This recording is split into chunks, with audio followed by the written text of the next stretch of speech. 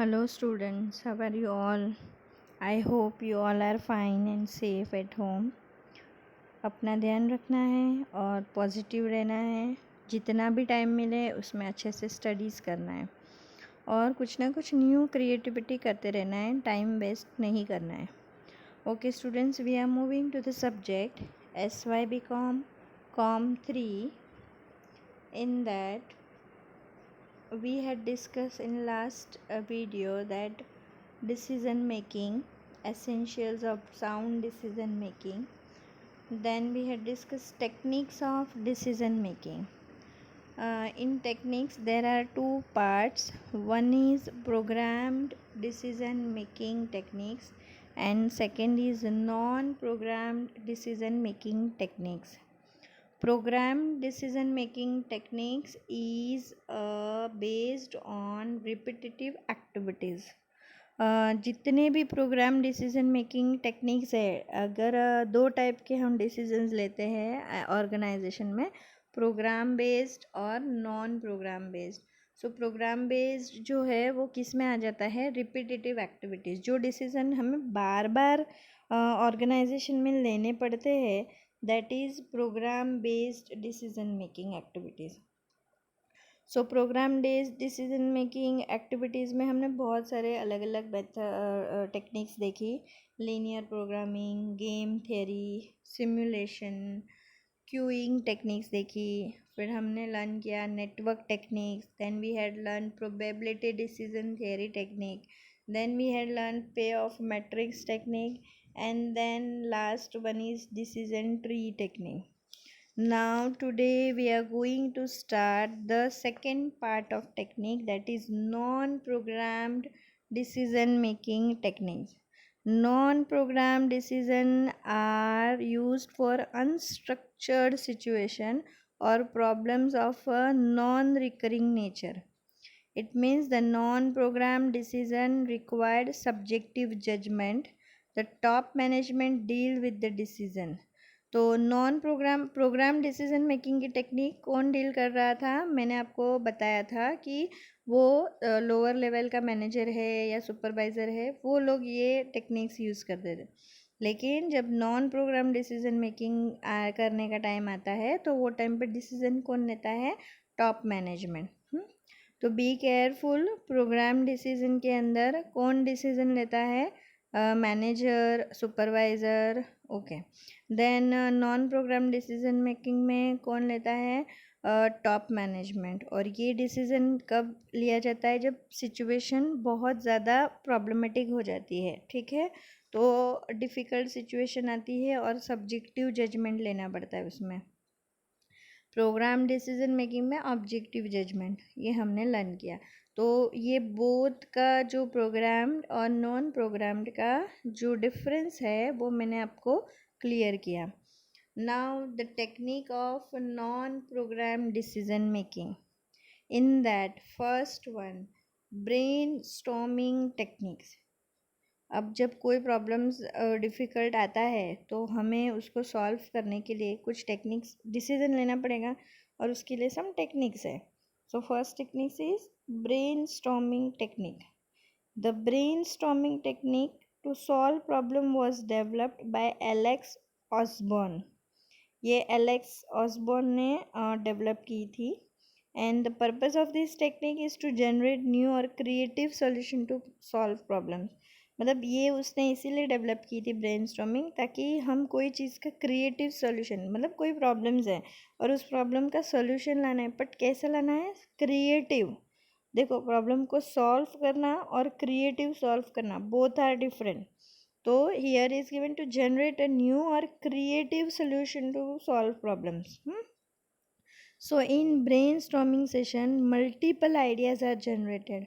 जब आप कभी ब्रेनस्टॉर्मिंग सेशन लोगे ना किसी का, तो बहुत सारे आइडियाज़ क्रिएट होते हैं। तो इसमें क्या होता है? One person's idea would stimulate someone else and combined power of group can generate greater number of ideas. So इसके अंदर कैसा होता है? In typical brainstorming session, group of person से 5 और 10, मतलब समझो मुझे कोई प्रॉब्लम है, बहुत बड़ी प्रॉब्लम आई, तो हम 5 से 10 जन जमा होते हैं। Group of persons 5 or 10 sit across a table to generate ideas. एक साथ में बैठते हैं और उस प्रॉब्लम के ऊपर अलग अलग आइडियाज़ जनरेट करते हैं। The leader of the group puts across the problem. जो मेन हेड होगा, टॉप मैनेजमेंट, वो 10 जन के बीच में अपना प्रॉब्लम रखेगा एंड फिर सबको बोलेगा कि सोचो इसके ऊपर, थिंक करो, and all possible ideas are generated to solve the problem and the ideas are recorded for discussion, analysis, and फिर फाइनली बेस्ट आइडिया जो होता है वो सिलेक्ट होता है। तो brainstorming technique is very easy but very best technique कहा गया है उसको, कि जब हमें कोई बिग प्रॉब्लम आती है तो 5 to 10 पीपल्स एक साथ में जमा होते हैं, कनेक्टेड दैट प्रॉब्लम, उस प्रॉब्लम से कनेक्टेड लोग। तो साथ में वो लोग क्या होते हैं, साथ में गैदर्ड होते हैं, और गैदर्ड होने के बाद में एक साथ में जो लीडर होता है वो क्या करता है, एक प्रॉब्लम्स रखता है और वो प्रॉब्लम्स के ऊपर फिर वो लोग डिस्कस करते हैं और कहते हैं कि चलो सब अपना अपना आइडिया जनरेट करो। तो हर एक बंदा जो वहाँ बैठा है वो अपने अपने हिसाब से क्या करते हैं, वो लोग आइडियाज़ जनरेट करते हैं और फिर साथ में मिलकर बहुत सारे आइडियाज़ बाहर आते हैं। फिर उसमें से सब आइडियाज़ और सब सॉल्यूशन के ऊपर एनालिसिस होता है, और एनालिसिस होने के बाद फाइनली जो बेस्ट आइडिया लगता है सभी को, वो आइडिया सॉल्यूशन के लिए लिया जाता है। तो this is the brain storming session, इसको कहते हैं ब्रेन स्टॉर्मिंग सेशन, और it was developed by Alex Osborn. तो ये बहुत अच्छी एक्टिविटी है जिसको किस में डाला गया, non programme decision making technique. Are you getting? जो मैं आपको समझा रही हूँ it is very easy. Then next is nominal group technique, then NGT भी कहते हैं उसे। It is a variation of brain storming technique. ये थोड़ा सा वेरिएशन है इसमें ब्रेनस्टॉर्मिंग टेक्निक का। इन NGT यानी नॉमिनल ग्रुप टेक्निक में group member think independently, each person come up with his own ideas independently, and this technique restrict initial interaction among the group members. The interaction take place only when the ideas are presented by each and every member of group. So अब ध्यान से सुनना, nominal group technique के अंदर opposite है brain storming technique का। क्या है ब्रेन स्टॉर्मिंग टेक्निक में, मैंने क्या बताया था कि group of members 5 to 10 group of members coming together and discussing with each other and creating new ideas and generating new solution, ये मैंने आपको ब्रेन स्टॉर्मिंग में बताया। But it's opposite on nominal group technique. जैसे कि एक problems आया है बड़ा, इसीलिए वो नॉन प्रोग्राम में गया है, तो अब उसे सॉल्व करने के लिए 5 to 10 मेंबर्स लेंगे, बट सबको इंडिपेंडेंटली इंडिविजुअली अलग अलग प्रॉब्लम्स शेयर किया गया, बुला बुला के दिया गया और बोला कि इसके ऊपर आइडियाज़ जनरेट करो, और फिर वो इंडिपेंडेंटली इंडिविजुअली पर्सन आके अपने आइडियाज़ लेगा, लेकिन इस बीच में वो किसी से भी बात नहीं करेंगे, मतलब वो साथ में जमा नहीं होंगे, साथ में ग्रुप डिस्कशन नहीं होगा, कुछ नहीं। मुझे बोला कि देखो अपनी ये प्रॉब्लम है, आप अपने रीत से इसका सोल्यूशन निकालो, फिर दूसरे मेंबर को बोला देखो अपनी ये प्रॉब्लम है, आप अपने रीत से इसका सोल्यूशन निकालो। इस तरह से 5 to 10 मेंबर्स को बुला बुला के ये प्रॉब्लम्स शेयर की और उनको बोल दिया, लेकिन कोई भी जब आइडियाज़ जनरेट करते तब ये लोग आपस में मिलते नहीं हैं और ये लोग आपस में डिस्कस नहीं करते। लेकिन जब the person interact take place when the ideas are presented by each and every members of the group। जब वो लोग रिटर्न आते हैं और आइडियाज़ लेकर रिटर्न आते हैं, मुझे बोला तो मैं कुछ आइडिया लेके आऊँगी, दूसरे बोले दूसरे लेके आएंगे, तीसरे लेके, सब लोग मिलकर क्या कर रहे हैं, आइडियाज़ लेकर आ रहे हैं। जब आइडियाज़ लेकर आते हैं उस वक्त, उस टाइम पर क्या किया जाता है, एक दूसरे से डिस्कशन किया जाता है। आइडियाज़ जनरेट होने के बाद पहले इंडिविजुअली सबको दिया जाता है, तो उसको कहते हैं नॉमिनल ग्रुप टेक्निक। कनेक्टेड है बट डिफरेंट है। ब्रेनस्टॉर्मिंग में साथ में बिठाया जाता है, नॉमिनल ग्रुप टेक्निक में साथ में नहीं बिठाया जाता है, अलग अलग ग्रुप्स अलग अलग मेंबर्स को अलग अलग टेक्निक्स के सॉल्यूशन लाने बोला जाता है। जब लेकर आते हैं तब उस टाइम पे उनको साथ में बिठाया जाता है और उसके ऊपर फिर डिस्कशन होता है सॉल्यूशन लाने के बाद, और फिर फाइनली एक सॉल्यूशन बाहर आता है।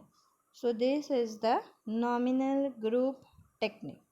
Then next is Delphi techniques. Okay, next is Delphi techniques. यहाँ पर 2 बार लिखा गया है, ठीक है। हाँ, तो थोड़ा सा देख लेना। Delphi techniques, this is also new for you. ये सारी टेक्निक्स है ना, मुझे पता है आप लोगों के लिए एकदम नया है सब, इसीलिए इसे ध्यान से आप पढ़ेंगे तो आपको इतना प्रॉब्लम्स नहीं आएगा। Delphi techniques, this technique is similar to brain storming techniques. ये ब्रेन स्टॉर्मिंग के जैसी है। पहले के दो नॉमिनल ग्रुप टेक्निक्स उससे अपोजिट है, लेकिन डेल्फी उसके जैसी है। क्या है? Except the group members do not meet face to face. सिर्फ इसमें फ़र्क क्या है कि group member face to face नहीं मिलेंगे। ब्रेन स्टॉर्मिंग में क्या होता है, ग्रुप मेंबर एक साथ में जमा होते हैं, डिस्कस करते हैं, सोल्यूशन निकालते हैं।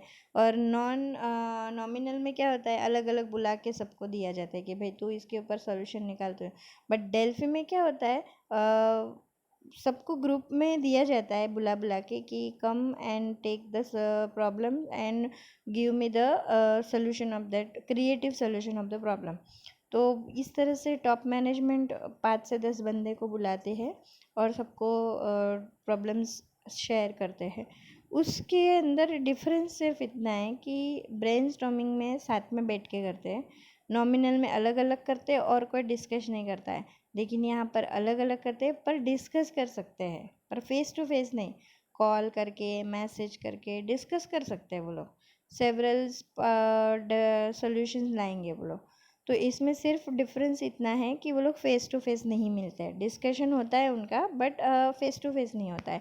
And the group members are located at different place when be in several parts of the state और कंट्री, अदर कंट्रीज। और ग्रुप जो ऐसे ग्रुप मेंबर्स होते हैं जो एक ही जगह पे नहीं मिलते, अलग अलग जगह पे रहते हैं, तो फेस टू फेस मिलना डिफ़िकल्ट है, तो वो लोग फिर इंटरेक्ट करते हैं टेली कॉन्फ्रेंसिंग के थ्रू, वीडियो कॉन्फ्रेंसिंग के थ्रू, फिर वो लोग मैसेजेस के थ्रू, पर फेस टू फेस नहीं मिलते। और इस तरह से मिलकर साथ में सब लोग क्या निकालते हैं, इसका सोल्यूशन, बिग प्रॉब्लम का सोल्यूशन।